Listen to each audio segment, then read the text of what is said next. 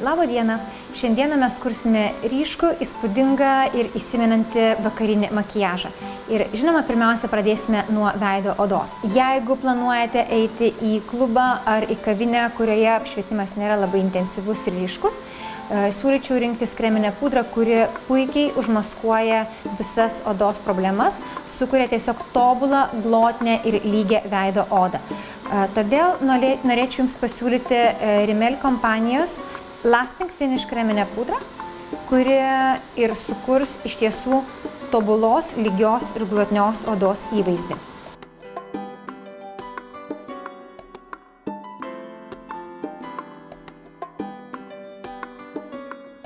Jeigu norite atrodyti išties įspūdingai, siūlyčiau nebijoti ryškių, intensyvių, šiek tiek egzotiškų spalvų. Todėl šį kartą mes ir renkamės pakankamai ryškę ir intensyvę alyvinę spalvą.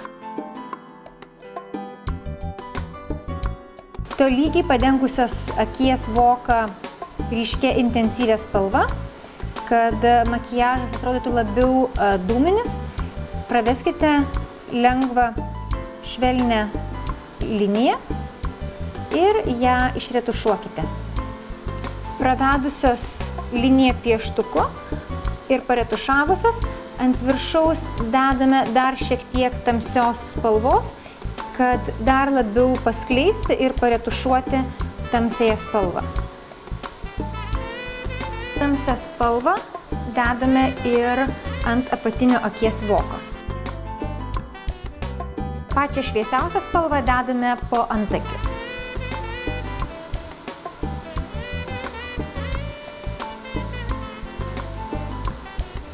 Blakstienas dažome su ypač įspūdingu tušu Lash Accelerator.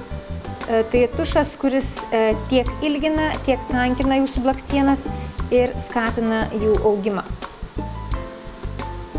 Dažome antakius.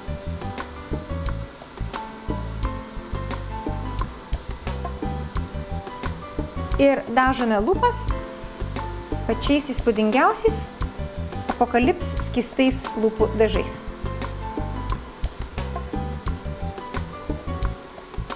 Taigi, jeigu norite susikurti išties įspūdingą makiažą, siūlau rinktis ilgai išliekančią kreminę pudrą, įspūdingų spalvų šešėlius ir būtinai tušą, kuris ilgina, riečia ir tankina blakstienas.